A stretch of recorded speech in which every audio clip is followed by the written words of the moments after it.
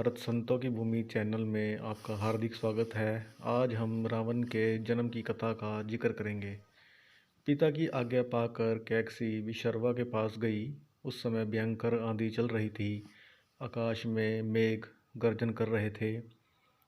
कैकसी का अभिप्राय जानकर विशर्वा ने कहा कि बदरे, तुम इस कुबेला में आई हो, यानी कि उचित समय नहीं है। मैं तुम्हारी इच्छा तो पूरी कर दूंगा, परंतु इससे तुम्हारी संतान दुष्ट स्वभाव वाली और क्रूर कर्मा होगी। मुनि की बात सुनकर कैकसी उनके चरणों में गिर पड़ी और बोली कि भगवान, आप ब्रह्मवादी महात्मा हैं। आपसे मैं ऐसी दुराचारी संतान पाने की आशा नहीं करती, अतः आप मुझ पर कृपा करें।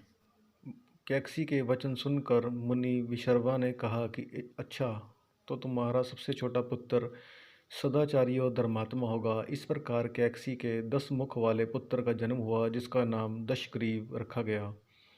उसके पश्चात कुंभकर्ण, शूर्पणखा और विभीषण के जन्म हुए। दशग्रीव और कुंभकर्ण अत्यंत दुष्ट थे, किंतु विभीषण धर्मात्मा प्रकृति का था। अपने भाई वैशर्वन से भी अधिक पराक्रमी और शक्तिशाली बनने के लिए दशग्रीव ने अपने भाइयों सहित ब्रह्मा जी की तपस्या की।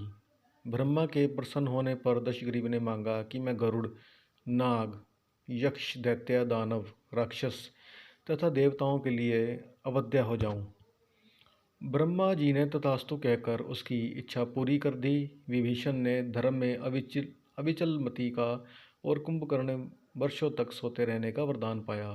फिर दशग्रीव ने लंका के राजा कुबेर को विवश किया कि वह लंका छोड़कर अपना राज्य उसे सौंप दें। अपने पिता विशर्वा के समझाने पर कुबेर ने लंका का परित्याग कर दिया और रावण अपनी सेना, भाइयों तथा सेवकों के साथ लंका में रहने लगा।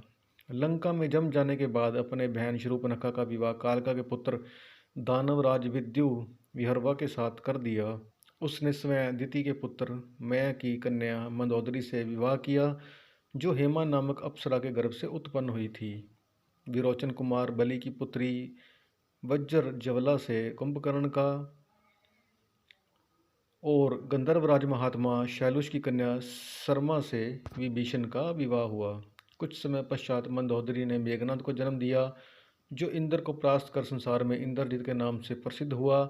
सत्ता के मद में रावण उच्छृंखल हो देवताओं, ऋषियों, यक्षों और गंधर्वों को नाना प्रकार से कष्ट देने लगा। एक बार उसने कुबेर पर चढ़ाई करके उसे युद्ध में पराजित कर दिया और अपनी विजय की स्मृति के रूप में कुबेर के पुष्पक विमान पर अधिकार कर लिया। उस विमान का वेग मन के समान तीव्र था। वह अपने ऊपर बैठे हुए लोगों की इच्छा अनुसार छोटा या बड़ा रूप धारण कर सकता था। विमान में मणि और सोने की सीढ़ियाँ बनी हुई थी और तपाए हुए सोने के आसन बने हुए थे। उस विमान पर बैठकर जब वह श्रवण नाम से प्रसिद्ध सरकंडों के विशाल वन से होकर जा रहा था, तो भगवान शंकर के पार्षद नंदीश्वर ने उसे रोकते हुए कहा कि दशग्रीव, इस वन में स्थित पर्वत पर भगवान शंकर क्रीड़ा करते हैं, इसलिए यहाँ सभी सुर, असुर, यक्ष आदि का आना निषिद्ध कर दिया गया है। नंदीश्वर के वचनों से क्रुद्ध होकर रावण विमान से उतरकर भगवान शंकर की ओर चला। उसे रोकने के लिए उससे थोड़ी दूर पर हाथ में शूल लिए नंदी दूसरे शिव की भांति खड़े हो गए। उनका मुख वानर जैसा था। उसे देखकर रावण ठहाके मारकर हंसने लगा। इससे कुपित हो नंदी बोले कि दशानन, तुमने मेरे वानर रूप की अवहेलना की है, इसलिए तुम्हारे कुल का नाश करने के लिए मेरे ही समान पराक्रमी रूप और तेज से संपन्न वानर उत्पन्न होगा। रावण ने इस ओर तनिक भी ध्यान नहीं दिया और बोला कि जिस पर्वत ने मेरे विमान की यात्रा में बाधा डाली है, आज मैं उसी को उखाड़ फेंकूंगा। यह कहकर उसने पर्वत के निचले भाग में हाथ डालकर उसे उठाने का प्रयत्न किया। जब पर्वत हिलने लगा तो भगवान शंकर ने उस पर्वत को अपने पैर के अंगूठे से दबा दिया। इससे रावण का हाथ बुरी तरह से दब गया और वह पीड़ा से चिल्लाने लगा। जब वह किसी प्रकार से हाथ निकाल न सका तो रोते रोते भगवान शंकर की स्तुति और क्षमा प्रार्थना करने लगा। इस प्रकार भगवान शंकर ने उसे क्षमा कर दिया और उसके प्रार्थना करने पर उसे एक चंद्रहास नामक खड्ग भी दिया।